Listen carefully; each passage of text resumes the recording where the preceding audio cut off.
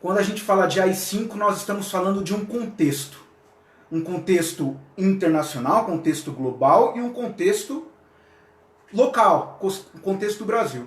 E quando a gente pensa em 1968, existe um livro de um jornalista brasileiro chamado Zuenir Ventura. Se puder, depois pesquisa.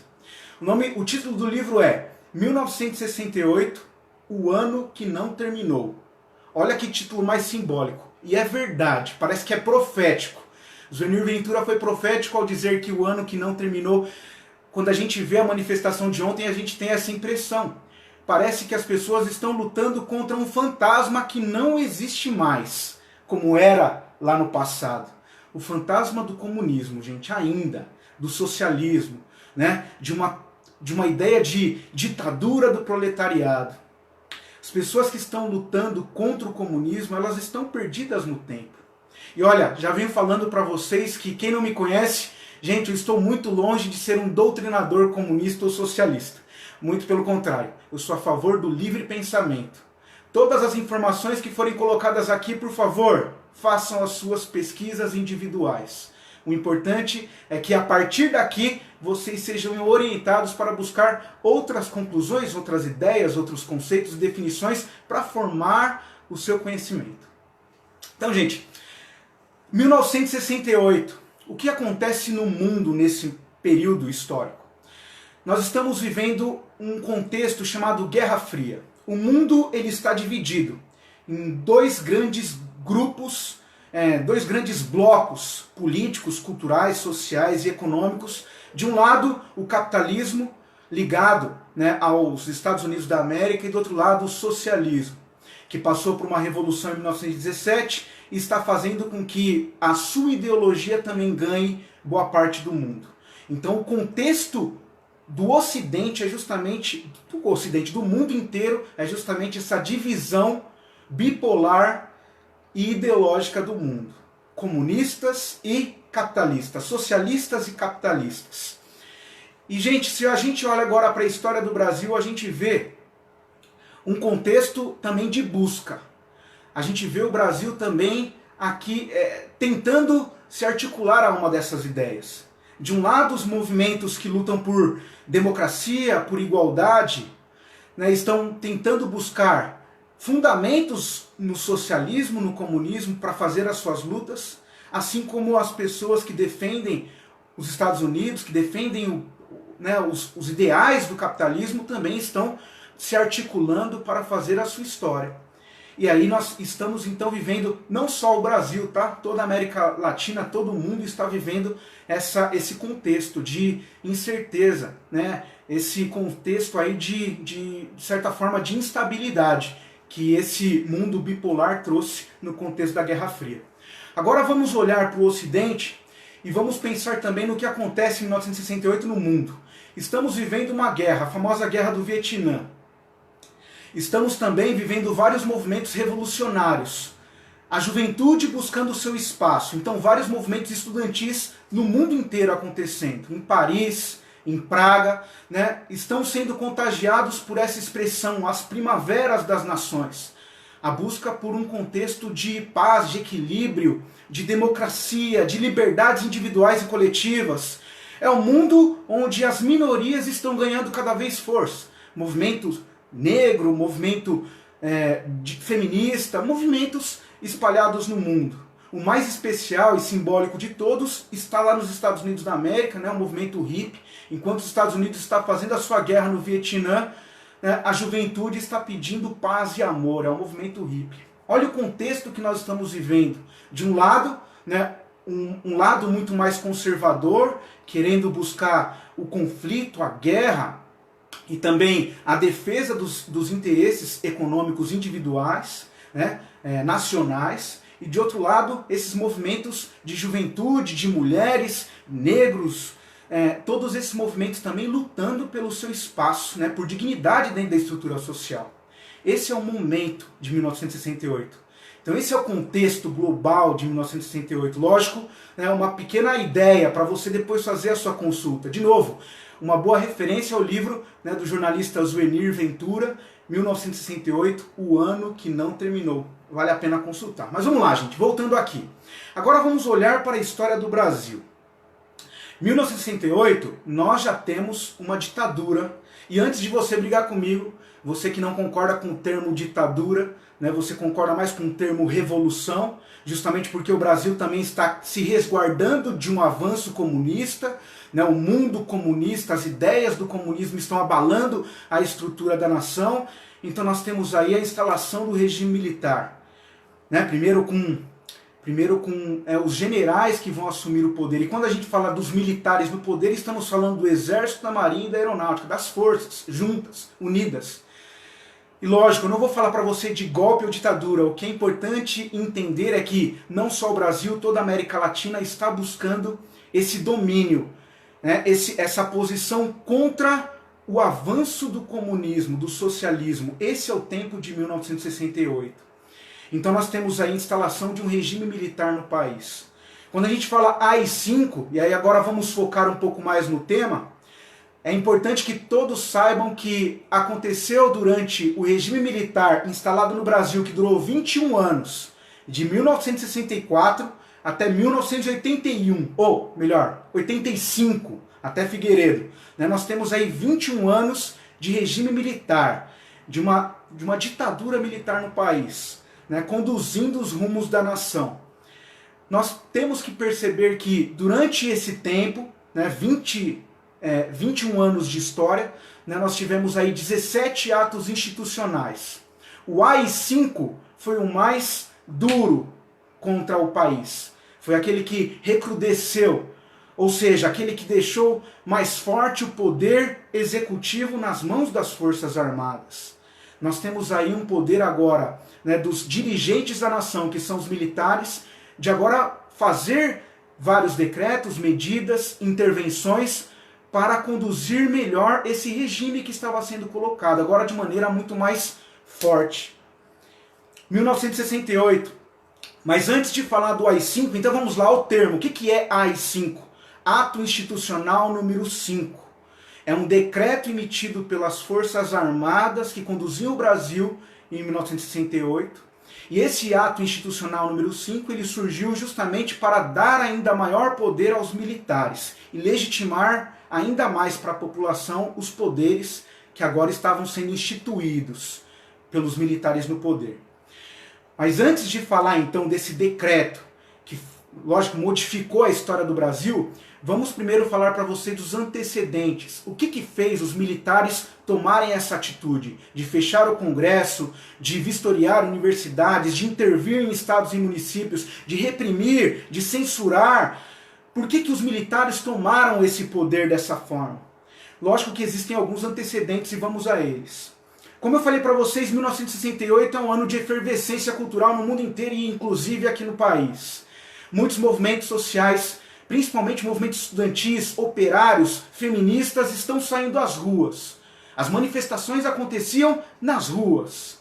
Olha, até chego a me arrepiar, porque é um momento histórico muito bonito da história do mundo. Por isso que esse ano ainda não terminou. Eu acho que é isso que a sociedade tem que buscar. Esse poder que você tem hoje de se expressar nas redes sociais, fora dela, né, de você ir e vir, de você manifestar e defender a sua opinião, é algo que nós temos hoje, que nós temos que defender. Senão não poderíamos nem estar nesse momento de bate-papo sobre um período histórico do nosso país. Veja, tudo isso, AI-5, né, para ser instituído, passou por alguns antecedentes. Vamos a eles. Os movimentos então estão surgindo, indo às ruas, e isso logicamente desagradava as Forças Armadas, os militares. E esses movimentos, principalmente movimentos estudantes, começaram a ganhar as ruas, querendo se manifestar, querendo buscar o fim do conservadorismo, lutando por reformas na educação e também em outros setores, ao lado dos operários, das mulheres, todos indo às ruas, buscando principalmente o fim do regime militar, né? O fim desse poder onde os militares diminuíram o poder democrático, diminuíram o poder das pessoas. E aí nesse movimento estudantil, que aconteceu em março de 1968, nós temos aí um aspirante policial que estava comandando uma chefia que, num tiro, ele acabou matando um estudante de 18 anos, chamado Edson Luiz. Depois pesquisa aí, assassinato de Edson Luiz, março de 1968, você vai ver. E aí o que acontece? Lógico que existe uma grande comoção. Na missa de sétimo dia desse rapaz, mais de 60 mil pessoas lá no Rio de Janeiro já estavam buscando reivindicar os direitos, contestando principalmente essa energia, a truculência, né, e essa forma que o soldado agiu, né, para conter essa manifestação. E aí, lógico que as pessoas continuaram indo às ruas, até que em junho de 1968 acontece o estopim de tudo isso. Nós temos a Marcha dos 100 mil, também conhecida como a Passeata dos 100 mil, também lá no Rio de Janeiro, onde todos os setores da sociedade agora estavam lutando contra o regime militar. Então, o regime militar nesse tempo já está sofrendo alguns ataques também de setores da intelectualidade, artistas, né, e principalmente os movimentos juvenis, né, que estavam lutando por dignidade dentro da estrutura social. E nós temos aí essa passeata dos 100 mil acontecendo no Rio de Janeiro, em junho de 1968, e lógico que aí fez com que, né, o sinal de alerta estivesse ali junto com os militares que estavam no poder. Né, o sinal de que problemas maiores poderiam vir. E lógico, gente, quando se reprime muito movimentos assim, outros acontecem. Guerrilhas são formadas, guerrilhas armadas, tanto urbanas quanto rurais. Nesse tempo, né, as pessoas estão buscando mesmo a conquista da liberdade com as suas próprias mãos. Já que, né, nós temos um regime de exceção, onde as pessoas não têm liberdade para votar, para escolher o seu representante, para divulgar uma ideia, para ir e vir. Então tudo isso fez com que os militares começassem a apertar cada vez mais o Congresso. Nesse momento o Brasil tem dois partidos políticos. O MDB, que era a oposição ao regime militar, e o Arena, que era de apoio ao regime militar. Nós tínhamos dois partidos políticos, mas só que tudo isso fez com que os militares começassem a puxar as rédeas cada vez mais, tentando legitimar o poder que eles queriam. E aí a gota final foi, em setembro de 1968, um deputado MDBista chamado Márcio Moreira Alves, em discurso no Congresso vazio, ele estava ali tentando fazer com que as pessoas boicotassem o desfile de 7 de setembro, né, fazendo com que as pessoas, né, ignorassem esse poder exacerbado. E ele estava ali denunciando a forma truculenta dos militares, né, conter manifestações, intervir em estados e municípios. E lógico, mesmo com o Congresso vazio, fez com que os militares ficassem ainda mais furiosos com tudo aquilo. E aí nós temos em 13 de dezembro, deixa eu ver se é essa data mesmo, que eu peguei algumas datas para mostrar para vocês, mas é isso, 13 de dezembro de 1968, nós temos aí a emissão, né, os militares emitiram o ato institucional número 5. E a partir desse ato, nós temos aí o fechamento do Congresso. Então, o poder que agora está concentrado na mão do presidente, né, o presidente que é de uma junta armada, né, nesse tempo aqui estamos falando de Arthur de Costa e Silva, ele recebe, né, todo esse poder. Agora não existe mais poder legislativo, não existe poder judiciário, toda a lei emana dos militares. E nós temos aí muitas mudanças na história política do país. Nós temos o fechamento do Congresso, nós temos aí a demissão de pessoas do serviço público, algumas pessoas que de certa forma eram contra o regime militar. Nós tivemos aí também confisco de bens privados e públicos, nós tivemos aí também intervenções a universidades, em estados e municípios também, o controle cada vez mais presente, e também de um setor de inteligência das Forças Armadas para tentar perseguir, julgar e até incriminar pessoas que fossem contra o regime ou que fossem uma ameaça ao sistema político. Lógico que não são só comunistas que estão sendo perseguidos nesse momento, é todas as pessoas que se opõem, ao que está ali instituído. Então, a partir do ato institucional número 5, nós temos o período mais duro da ditadura militar, onde nós temos aí a censura dos meios de comunicação, nós temos aí a repressão a qualquer tipo de manifestação contrária ao regime, contrária às decisões dos militares no poder. Nós tivemos também muitas perseguições, torturas, exílio, tudo que faz com que a gente regrida em termos democráticos, em termos das garantias da liberdade ou principalmente da Constituição. E aí eu faço uma pausa justamente para fazer uma reflexão sobre o tempo presente. As pessoas que não estão entendendo muito bem o momento político atual estão pedindo endurecimento do regime, estão pedindo a volta da ditadura militar e principalmente o AI-5. Essas pessoas, eu acho que elas não têm ideia do que estão fazendo, porque elas estão, de certa forma, pedindo até o fim das suas próprias liberdades individuais.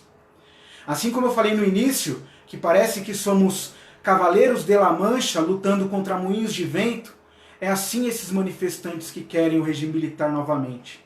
Eles não sabem o que estão pedindo, não é? Na minha visão, eles estão lutando contra algo que não existe mais como era em 1968. Lógico que o comunismo, o socialismo eram ameaças visíveis, notáveis no século XX. Mas hoje o que a gente precisa é de conhecimento. O que a gente precisa é vencer a ignorância.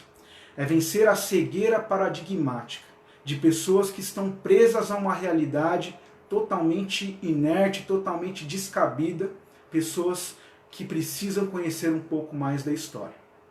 Desculpe o tempo alongado, era esse o recado de hoje. Depois vou ler com carinho cada recado que foi dito aqui, vou tentar responder conforme o tempo que tenho. E quero desejar a vocês uma boa semana e fiquem em casa. Tá certo, gente? Obrigado pela participação de vocês.